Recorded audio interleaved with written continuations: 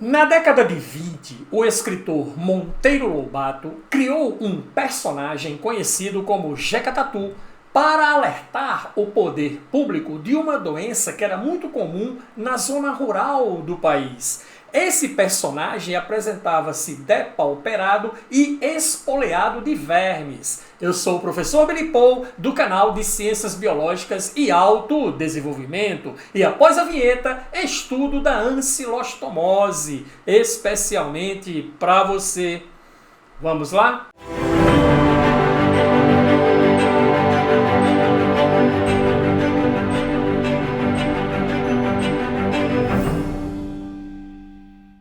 Olá você, tudo bem? Estamos aqui para dar continuidade aos nossos estudos de parasitologia analisando as verminoses. E a verminose de hoje que vamos estudar é a ancilostomose, também conhecida como amarelão. E a pergunta importante é o que devemos saber, o que é importante saber a respeito da ancilostomose ou amarelão, que também é conhecida como a doença do Jeca Tatu, personagem este de Monteiro Lobato, que falamos sobre ele na abertura deste vídeo. Na verdade, ele foi escrito por volta de 1918 como uma crítica às políticas públicas.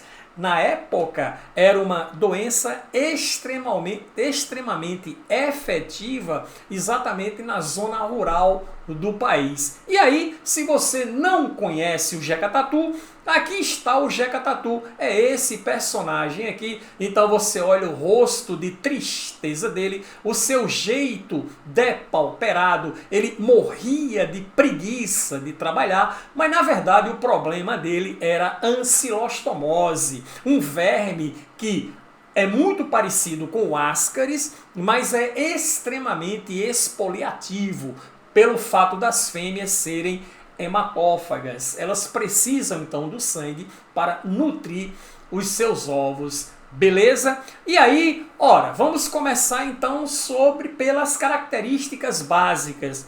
Agentes etiológicos dessa verminose são dois: o Ancylostoma duodenale e o Necator americanus. Quando o indivíduo porta a infecção por Necator americanus, chama-se necatoriose. Professor, e o que difere um verme do outro? É exatamente a sua placa bucal. Como você pode ver aqui, esse verme desse lado aqui, ele é o Ancylostoma duodenale ou Ancylostoma duodenale, como você queira. O indivíduo estando com a parasitose provocada por esse verme, ele está com ancilostomose, e aqui nós temos o Necator americanus, cuja infecção for por este verme, o indivíduo estará portando então a necatoriose.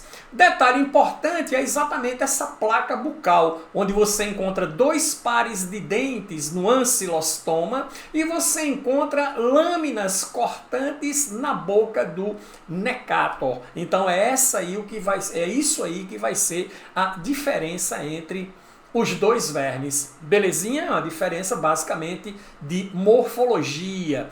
É um nematelminto dioico, isso quer dizer que são dois sexos separados, tem o macho e tem a fêmea. É da classe nematoda, beleza ou não? A classe dos vermes de corpo alongado e não segmentado.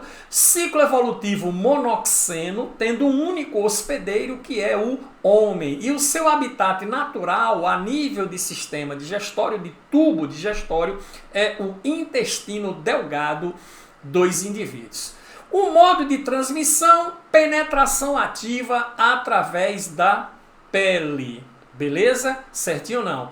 Ovos no solo úmido eclodem liberando a larva, que no solo passa por uma série de transformações até atingir o estágio larvário considerado infectante para o homem. A larva infectante é essa daqui, é uma larva rabiditoide, idêntico ao que acontece no ascaris, que também é uma larva rabiditoide, mas a larva na forma ativa ela é denominada de L3. Aqui nós temos basicamente o indivíduo já na sua forma adulta, dando até para a gente ver a sua morfologia bucal. O macho mede cerca de 0,8 centímetros e a fêmea 1,3 centímetros. Aqui nós temos o ovo clássico do verme, tá? O ovo clássico do ancilostoma, belezinho? Observação IPC importante, que é observação importante pra caramba, o ciclo evolutivo é semelhante ao das caridíase. Ele promove a nível de organismo um processo de migração, onde acontecem fenômenos específicos que lembram muito o ciclo da ascaridíase, muda apenas na forma de contaminação. Porque na ascaridíase é pela ingestão de ovos do verme na alimentação ou na água que o indivíduo bebe. Voltando para o ancilóstoma, né, ele se fixa a nível de intestino delgado. A fixação dos vermes através da boca provoca ulcerações e sangramentos no intestino delgado, o que leva a uma forte baixa de hemoglobina, com um quadro de anemia extremamente agudo, como nós vamos ver daqui a pouco, beleza? E como funciona então, professor, o seu ciclo evolutivo? Vamos então ao ciclo evolutivo do verme. É um ciclo evolutivo extremamente simples, onde você tem um indivíduo aqui, olha só, de pés descalços. Entendido ou não? Aqui nós temos o ovo do verme, que é eliminado pelas fezes do indivíduo infectado. Esses ovos em solo úmido, eles eclodem, liberando então a larva habititoide, que passa por uma série de alterações morfológicas até chegar ao nível de L3, que é a larva infectante que penetra então na pele do indivíduo em contato direto com o solo. E aí, professor, o que acontece? Muito bem. Vamos lá, fizemos aqui um resumo para você, onde nós temos, em primeiro lugar, a liberação de ovos nas fezes de indivíduos infectados. A eclosão de ovos no solo, liberando a larva raptitoide, ok? Essa larva raptitoide, ela passa pelos estágios de L1, de L2 e de L3, através de mudas específicas. A L3 é exatamente a larva que é infectante para o homem. É a larva ativa que faz, então, a penetração através da pele. Faz a penetração ativa pela pele. Quem faz isso é a larva L3, também conhecida como larvas filarioides. Ela vai sofrer, então, viremia. Ela migra pelo corpo do indivíduo, pela corrente sanguínea. Migração de larvas de vermes pela corrente sanguínea chama-se viremia. E aí o que é que acontece? Passa pelo fígado, primeira muda, passa pelo coração, segunda muda, passa pelos pulmões, terceira muda, que é o ciclo pulmonar. Se você assistiu a aula da ascaridíase, você deve estar observando a semelhança que existe no ciclo dos dois vermes. E aí, na terceira muda, claro, adquire mobilidade, sobe pelas vias respiratórias superiores, né, os chamados ancilostomídeos, e novamente, chegando na garganta do indivíduo, serão deglutidos. De volta ao intestino, metamorfoseia em vermes adultos, machos e fêmeas, que acasalam e irão produzir novos ovos, que serão então descartados nas fezes do indivíduo infectado, beleza? Observação IPC importante, os vermes são hematófagos e intensamente exfoliativo. Exatamente, por quê? Porque provocam fortes ulcerações nas paredes do intestino delgado do indivíduo infectado. Belezinha? E o que nós podemos falar a respeito da sintomatologia do verme? Cansaço, fraqueza e palidez. Detalhe importante, anemia ferropriva devido à baixa de hemoglobina, devido à hematofagia do verme, que é muito intensa. E um detalhe importante, dá uma ânsia no indivíduo de comer terra, processo chamado de geofagia. A geofagia nada mais é do que um mecanismo de defesa devido ao déficit de hemoglobina que esse indivíduo tem.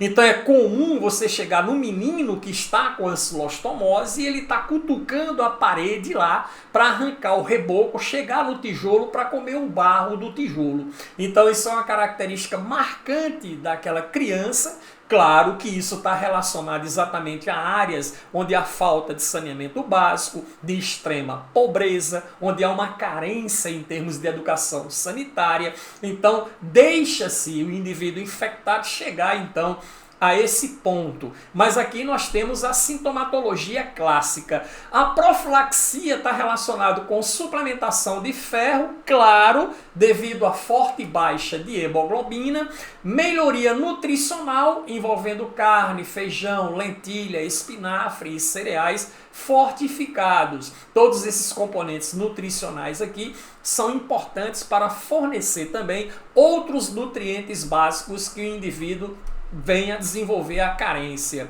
A prevenção é o uso de calçados.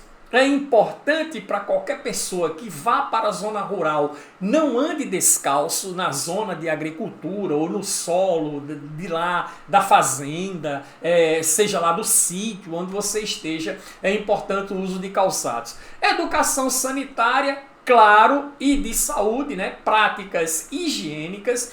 E os medicamentos utilizados é o mebendazol, que já é conhecido da gente aqui no tratamento de verminoses, e também o albendazol para a eliminação dos vermes intestinais. Então, dessa forma, você evita a ancilostomose e você trata a ancilostomose.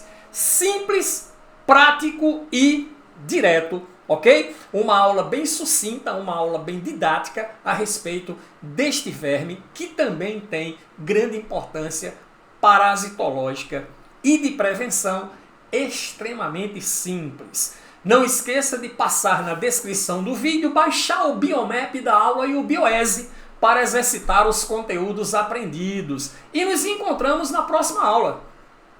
Até lá!